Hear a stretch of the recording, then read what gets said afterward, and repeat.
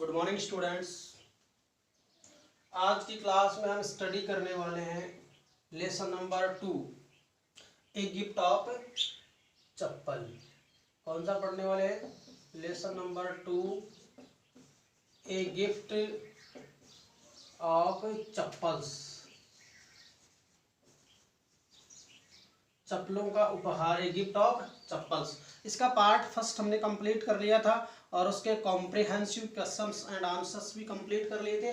Now we are study about the part second. कौन सा part पढ़ रहे हैं? इसका पार्ट सेकंड। दो पार्ट है इस चैप्टर में, सेकंड वाला पार्ट हम पढ़ने वाले हैं। सेकंड वाले पार्ट में भी हमने सेकंड पैराग्राफ, फर्स्ट पैराग्राफ है वो कंप्लीट कर लिया था। फर्स्ट पैरा जो है, अभी हम सेकंड पैराग्राफ जो है वो कंप्लीट करेंगे।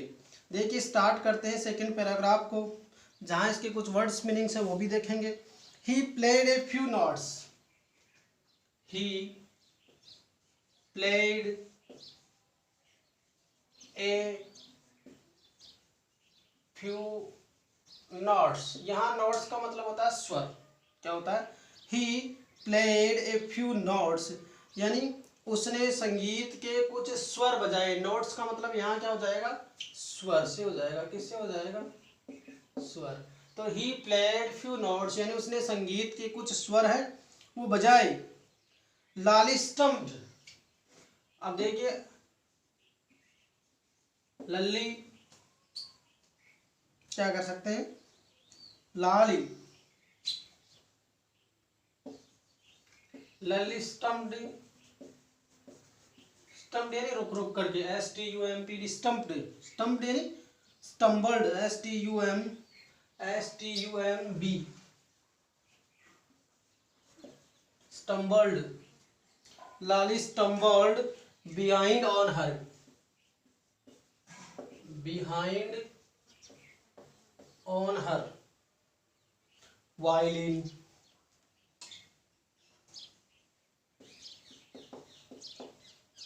Violin, behind on her violin, यानी Lali stumped behind on her violin. वह उस वायलिन के जो स्वर थे उसको रुक रुक करके उसको क्या कर रही थी? आत्मसात करने की कोशिश कर रही थी, उनको अनुसरण कर रही थी। यानी लाली ने उन स्वरों का अनुसरण रुक रुक करके उसके वायलिन पर करना किया। वायलिन। फिर उसके बाद आगे बात कही जा रही है, which looked quite helpless. Which looked quite helpless, which looked quite helpless and unhappy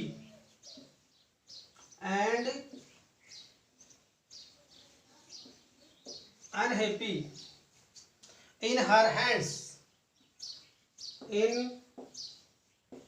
her hands देखिएगा, he played a few notes, उन्होंने कई स्वर बजाए। Lalli stumped behind on her violin, वो रुक रुक करके वायलिन पर उनके स्वरों का अनुसरण कर रही थी। लुक्ड क्वाइट हेल्पलेस, वो बिल्कुल कैसी प्रतीत हो रही थी? लुक्ड क्वाइट का मतलब दिखना, प्रतीत होना। हेल्पलेस यानी असक्षम, असहाय। और अनहैप्पी यानी दुखी प्रतीत हो रही थी। इन हर हैंड्स, वो उनके हाथों में वायलिन को लेकर के काफी असहाय और काफी असक्षम और काफी अप्रसन्न दिखता था। वो कैसे रुक रुक कर जब वो वायलिन पर उसकी जो स्वर मिलाने की कोशिश कर रही थी, जिसमें वो बिल्कुल असहाय और अप्रसन्न दिखता था। आगे बात चल रही है, व्हाट अ डिफरेंस। अब जो टीचर था और जो लाली थी, व्हाट अ डिफरेंस, दोनों में काफी अंतर, बहुत बड़ा अंतर पाया जा रहा था। व्हाट अ डिफरेंस यानी बड़ा अंतर था। दोनों के स्वरों में काफी बड़ा अंतर था, बहुत ज्यादा अंतर था। The music master notes. अब जो संगीत टीचर है, द म्यूजिक मास्टर्स नोट्स, संगीत टीचर जो था उसके जो स्वर थे, द म्यूजिक मास्टर्स नोट्स, संगीत के जो अध्यापक थे उनका जो क्या था? संगीत था, नोट्स थे, स्वर थे। सीम टू फ्लैट,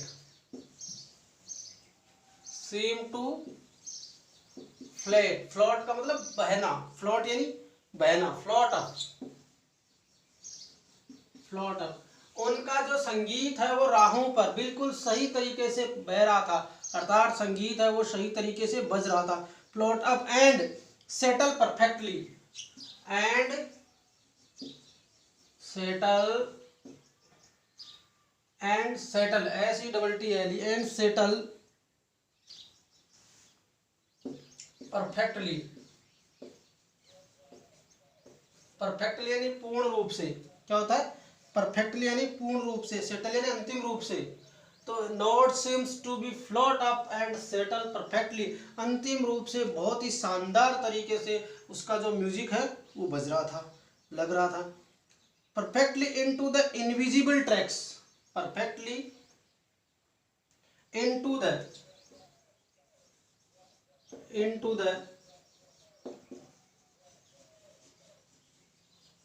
इनविजिबल अदृश्य, परफेक्टली द इनविजिबल ट्रैक्स, अर्थात जो टीचर जो था उसका जो संगीत था अंतिम रूप से बिल्कुल सही तरीके से इनविजिबल अदृश्य ट्रैक्स यानी राहों पर, ट्रैक्स यानी राहों पर, of the melody, of the melody, melody यानी संगीत, ऑफ द मेलोडी, मेलोडी यानी संगीत, अर्थात उनका जो टीचर का जो संगीत की जो धुन थी वो बिल्कुल परफेक्टली थी। कहने का मतलब है कि व्हाट ए डिफरेंस, दोनों में बहुत अंतर था। The music masters not seems to float, music master के स्वर बह रहे थे, अब settle perfectly into the invisible tracks of the melody, संगीत की अदृश्य राहों पर बिल्कुल सही तरीके से, बिल्कुल ट्रैक पर वो लोग, उसका संगीत है वो बज रहा था, बह रहा था। अब देखिए, it was like the wheels, it was like the wheels, कैसा प्रतीत हो रहा था, it was like, it was like the wheels, it was like the wheels, wheels का मतलब होता है पहिए, ट्रेन की जो पहिए होते हैं wheels, it was like the wheels, it was like the wheels of a train, of a train, जिस प्रकार के ट्रेन के व्हील्स जो होते हैं पटरी के ऊपर बिल्कुल सही तरीके से चलते हैं, like the wheels of a train, जिस प्रकार पटरी पर ट्रेन के व्हील्स बहुत अच्छे तरीके से मेल मिलाप करके चलते हैं, trains and whizzing along, and whizzing, whizzing यानी आवाज करना, whizzing, and whizzing WHIZZING, whizzing, whizzing along, as Ravi said, whizzing along, whizzing along, सनसनाती हुई तेज निकल जाना, whizzing along का मतलब सनसनाती हुई तेज निकल जाना। तो it was like the wheels of a train and whizzing along, जिस प्रकार से ट्रेन पटरी पर चलती है और सनसनाती हुई तेज गति से ट्रैक से आगे निकल जाती है, उस प्रकार उसके संगीत की धुन है वो बिल्कुल मिलती हुई प्रतीत होती है। इतने में क्या कहता है, Ravi said long along, as Ravi said, as Ravi said, Ravi ने कहा, रवि said, रवि ने कहा। ये बात किसने कही, रवि ने कही है कि कैसे वो म्यूजिक बजा रही थी, उसका और टीचर के म्यूजिक में कैसे डिफरेंस था, और द टीचर का म्यूजिक इस प्रकार से फ्लो हो रहा था, इस प्रकार से बह रहा था जैसे एक ट्रेन बिल्कुल शांतिपूर्ण तरीके से अदृश्य राहों पर एक संगीत की धुन की तरह निकलती है, पटरी पर निकलती है, उसी प्रकार से टीचर की संगीत धुन निकल रही थी। And it was like the wheels of a train, ये ट्रेन के जो व्हील्स होते हैं, पहिए होते हैं, उनकी तरह था। And whizzing along, as Ravi said, जैसे कि रवि ने कहा कि वो सनसनाती हुई ट्रेन पटरियों से निकल जाती है। उसके बाद मृदु स्टेयर्ड एट दैट ह्यूज, मृदु,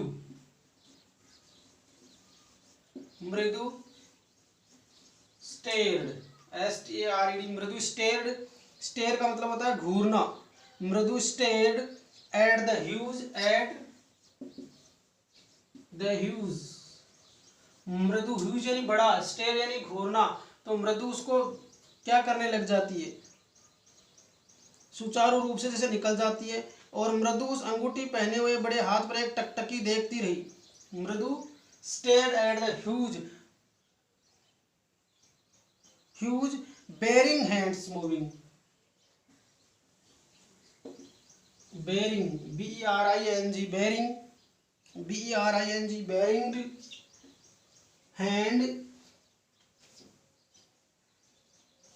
bearing hand moving effortlessly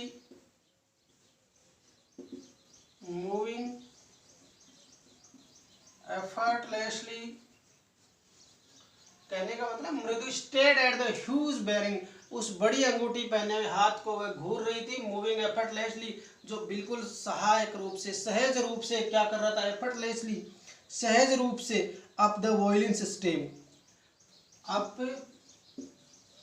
the violin stem, जो कि वायलिन के स्टेम पर, तने पर उसका हाथ बार बार ऐसे घूम रहा था, तो आराम से सहज तरीके से वो उस वायलिन को बजाने में मस्त मगन था। Violin stem and making lovely music, और क्या कर रहा था, एंड मेकिंग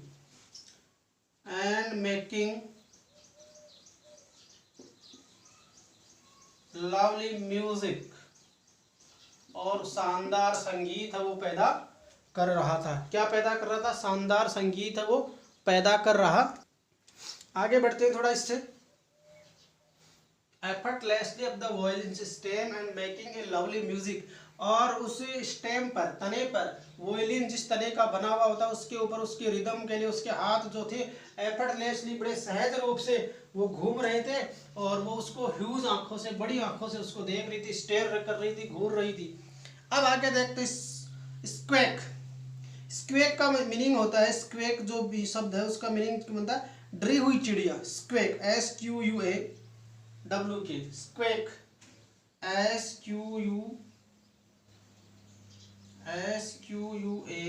SQUAWK, स्क्वेक। स्क्वेक का मतलब होता है डरी हुई चिड़िया। स्क्वेक यानी एक डरी हुई चिड़ियों की तरह। स्क्वेक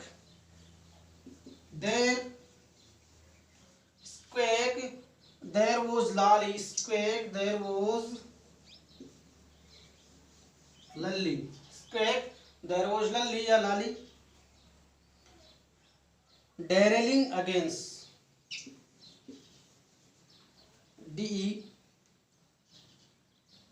derailing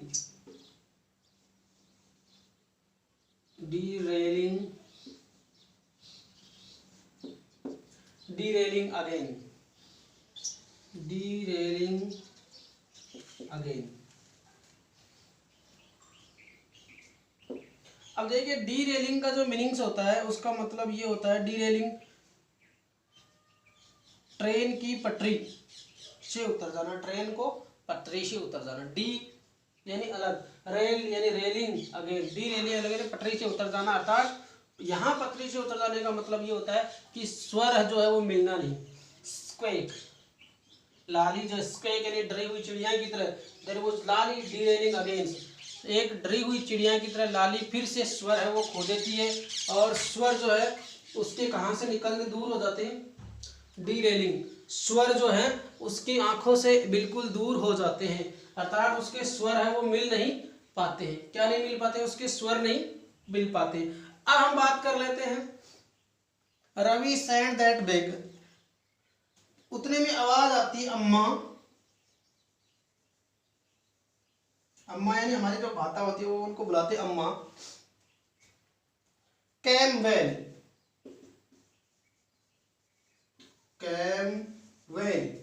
अम्मा कैम वोल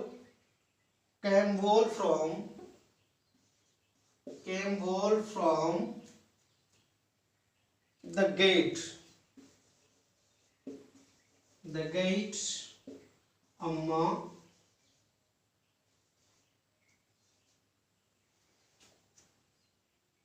ओ।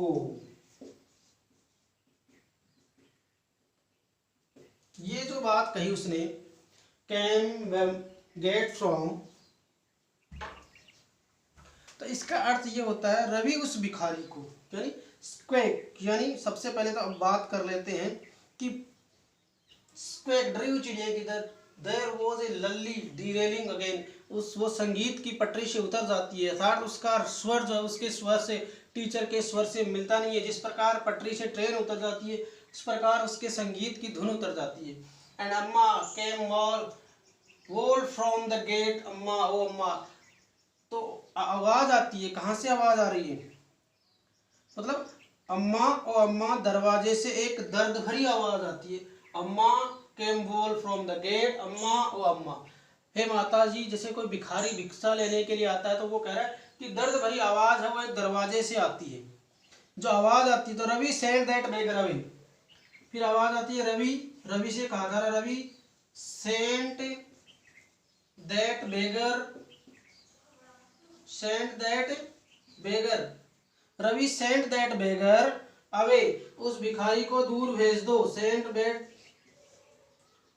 बेगर अवे, कौन कह रही है, उसकी अम्मी कह रही है कि उसको भिखारी को कहीं दूर भेज दो। Ravi sent that beggar away, इस भिखारी को कहीं दूसरी जगह भेज दो, या उस भिखारी को वहां से भेज दो। क्यों भेज दो? क्राइड हिज मदर, चिल्लाई, क्राइड हिज मदर, उसकी माताजी चिल्लाई कि इस भिखारी को कहीं दूसरी जगह भेज दो, कहीं अवे यानी दूसरी जगह भेज दो। Cried, cried, Ravi sent that beggar away, cried his mother, इस भिखारी को दूसरी जगह भेज दो, उसकी माताजी है वो चिल्लाई। From the back veranda, from the back यानी पीछे के दरवाजे से, फ्रॉम द बेक, बेक यानी पीछे के, और वरामदा यानी दरवाजा, V R A N D A H, veranda, where she was chatting, जहाँ वह बातें कर रही थी, where she was chatting, जहाँ वह बातें कर रही थी, where she was chatting, किसके साथ बातें कर रही थी, where she was chatting, बातें कर रही थी वो with तापी, तापी यानी दादी, with तापी, वो तापी के साथ वहां बातें कर रही थी। किसके साथ बातें कर रही थी? बातें करते हुए उसने ये कहा, रवि उस भिखारी को दूसरी जगह भेज दो, और जोर से वो चिल्लाई जहां से वह बात कर रही थी। किससे बात कर रही थी? वो बात कर रही थी अपनी तापी से। And he has been coming here every day, यानी he has been coming, he has been coming, he has been coming here every day for a week, एक सप्ताह से ये हर दिन यहाँ आ रहा है। For a week, for the past a week, for the past a week, for the past a week, पिछले एक सप्ताह से ये भिखारी रोज आ रहा है। तो उससे कहिए कि कोई दूसरा घर देख लीजिए, आप पिछले एक सप्ताह से यहाँ आ रहे हो। And it's time he found another house, and थोड़ा सा मैं ऊपर से हटा देता हूं, एंड इट्स टाइम,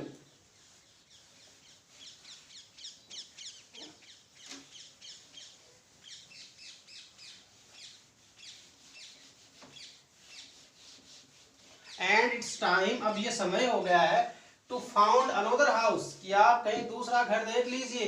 कि आप एक सप्ताह से इस घर में आ रहे हो, एक हफ्ता जो हो गया, एक सप्ताह से, और हम आपको क्या दे रहे हैं? भिक्षा दे रहे हैं, अभी आप दूसरा घर देख लीजिएगा। और घर से वो उसकी जो ग्रैंड मदर है वो कहाँ से पुकार रही है? घर के पीछे के दरवाजे से। And it's time, and it's time to found another house, कि अब आप कोई दूसरा घर ढूंढ लीजिए जहां से आपको क्या प्राप्त हो जाए? Another house to bake from, जहां से आपको भिक्षा प्राप्त हो जाए। टू बेक फ्रॉम, आप कोई दूसरा घर देख लीजिए जहां से आपको भिक्षा मिल जाए। पाती एक्सप्लेन टू तापी, यानी ये इन्वर्टेड कॉमास के अंदर रखना। फिर है पाती, पाती एक्सप्लेन फाती एक्सप्लेन्ड टू तापी। फाती ने तापी से ये बात समझाई कि आप कहीं दूसरा घर देख लीजिए, यानी भीख के लिए आप किसी अन्य घर को देख लें। ये बातचीत कंप्लीट होती है उनके बीच में। उसके बाद हम देखते हैं कि इसके अंदर हमारे मुख्य रूप से ये 2 पैराग्राफ्स हमारे कंप्लीट हो चुके हैं। अगले पैराग्राफ के रूप में हम जो भी पढ़ेंगे उससे पहले कुछ मीनिंग्स हैं वो लिखेंगे इस चैप्टर की, उसके बाद आगे पढ़ेंगे। Thank you very much.